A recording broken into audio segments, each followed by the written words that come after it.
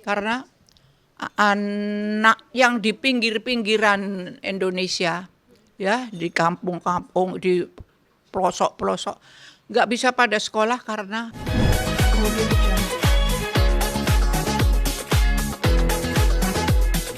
skincare yang nggak usah yang mahal tapi yang berkenan gitu untuk ya muka-muka yang biasa aja.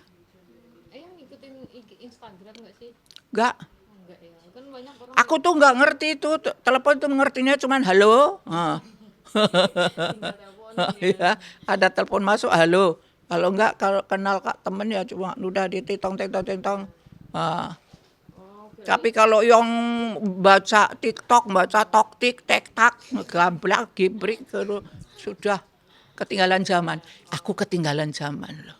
nggak apa-apa, ini kan Betul. karyanya luar biasa. Jadi daripada dengerin orang-orang, di TikTok, semua maki-makian. No, sono kamu maki-makian.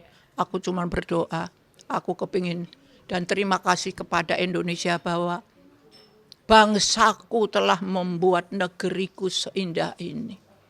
Terima kasih kepada semuanya. Karena saya tahu dulu sebelum kayak begini Indonesia tuh miskin.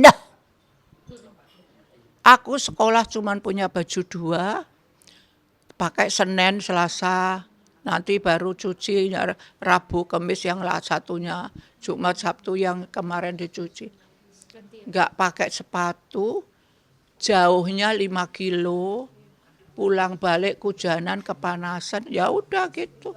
Nah, makanya sekarang ini, kemarin aku ngomong dikit ya, aku dengerin Pak Prabowo berpidato bahwa sekarang dia sedang agak bersedih gitu karena ya bersedih ya karena anak yang di pinggir-pinggiran Indonesia, ya di kampung-kampung, di pelosok-pelosok, nggak bisa pada sekolah karena tidak punya seragam. Lah, saya dulu tidak punya seragam, untung belum dibilang seragam. Ya bakalnya nggak bisa, tapi sekarang bisa kan? Ya, nah, beliau bilang gini, tolong siapa saja, yuk kita tolongin anak-anak di kampung-kampung. Jeret saya terus mikir, terus telepon sini, telepon sini, telepon sini, telepon sini, ini. Yuk kita bikin gerakan. Tanda terima kasih kepada Tuhan, tanda terima kasih kepada alam semesta, terima kasih kepada pahlawan bangsa. Apa itu tentara, apa itu guru, apa itu apalagi presiden apa. Terima kasih. Ayo kita kumpulkan. Kita kirimkan nanti sudah ada tanda-tanda bahwa aku akan diberi jalan untuk. Jadi tolong Anda para penyanyi, musikus, film star atau siapapun Anda sudah diberi karunia yang luar biasa. Dapat duit luar biasa, dapat kekayaan luar biasa. Itu satu baju, sepatu sama celana sama blus cuman 100. Nah, jadi kalau kita cuma punya uang 100, kirim nanti ada waktunya. Nah, kalau yang sudah punya MM-an, udah apalagi sampai T, please berikan serela Anda, sebanyak yang Anda relakan. Percaya Tuhan nanti akan mengembalikan lebih dari itu. Yuk, kita kerjakan demi bangsa. Kita sekarang bisa makan, bisa ini, bisa itu. Saya dulu zaman Jepang makan 2 hari sekali. Itu pun makan bukan yang sepiring yang makanan ojok-ojok. Beras segini, air 1 kuali, di bubur yang encer ewer gember. Itu aja kadang nggak kemakan. Nah makanya saya suka jalan-jalan di jalanan, ada pohon yang ada itunya apa tumbuhan yang masih muda, ya saya ambil saya makan. Ya apa saja makan, cari makan. Siapa orang yang paling bersejarah dalam hidup yang sampai karir yang seperti ini? Yang apa? Siapa orang yang paling bersejarah bersejarah dalam hidup Eyang? Yang paling bersejarah Dalam hidup Eyang sampai yang sukses saat ini. banyak. Presidenku semuanya berbuat banyak, masing-masing telah berbuat seberapapun. Apalagi Bung Karno, dia yang namanya babat alas. Tahu nggak babat alas? Alas itu alas itu apa cara Melayunya ya kok lali? Hah? Hutan belantara. Hutan belantara, dia yang membuka jalan. Ya. Lihat ini Indonesia. Beliaulah. Ya terus diikuti dan sampai sekarang Pak Jokowi, terus Pak Prabowo. Itu tahu nggak dua orang kalau aku bilang? Itu Pak Jokowi sama Pak Prabowo tuh kayak kakak adik.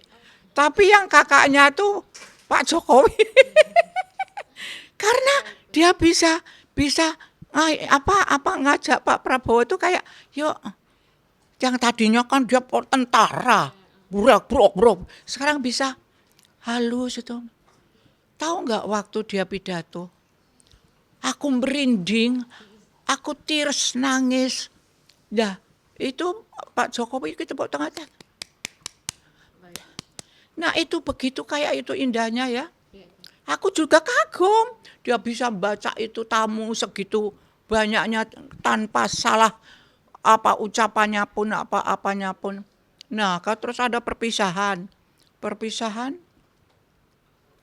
Pak Prabowo mengantar Bapak ke airport ya, Halim. Dikasih kapal terbang gede punyanya TNI. Kan dia terus masuk gitu, balik dia dulu, kasih dadah. Terus dia masuk. Begitu masuk tahu nggak aku, wah, aku tuh nangis kayak yang sepertinya aku tuh anak kecil yang mau ditinggal bapak ibuku nggak balik lagi. Itu terus sampai itu kapal terbang ke atas diiringi sama 5 kapal pesawat tempur. Nangisku nggak tahu apa. Kalau orang terdekat, keluarga yang bersejarah dalam hidup yang bukan ini, kita nggak berbicara konteks negara sih. Orang kalau kita nggak ingat negara itu bukan manusia Indonesia. Iya baik ya. Ya, itu. Jadi kita semua anak-anak kecil jangan dijauhkan dari nasionalisme. Baik ya. Nah, karena hanya nasionalisme yang akan membuat kita bangsa yang berbudi luhur. Ya, kalau itu sih ya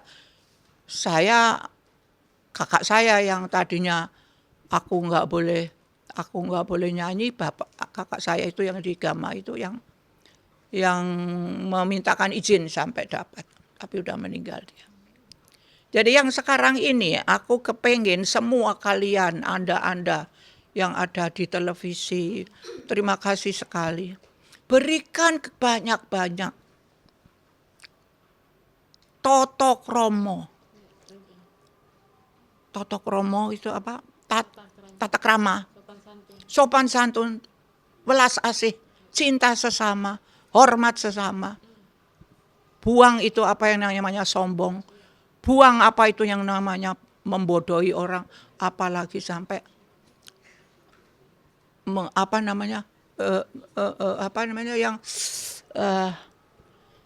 pada apa tuh yang menyiksa orang tuh apa namanya? Di bahasa sekarang tuh apa? Ini kalau udah 80 gitu ngebully. Itu harus dikasih pelajaran yang setimpal. Masih ke anak-anak, nggak apa-apa, dimaafkan. Nggak bisa. Anak-anak sekarang ininya udah ngelebihin dari kita. Jadi itu televisi, ya tolong. Selain memberikan ini keindahan ini itu, nomor 1 kasih contoh-contoh. Ya, peri kemanusiaan. Dan aku terima kasih sama RCTI, waktu umurku 60 aku dipestain penyanyi seambrek-ambrek. 60 tahun aku dipestain RCTI. Nah, itu panitianya siapa namanya lalu. Aduh lupa.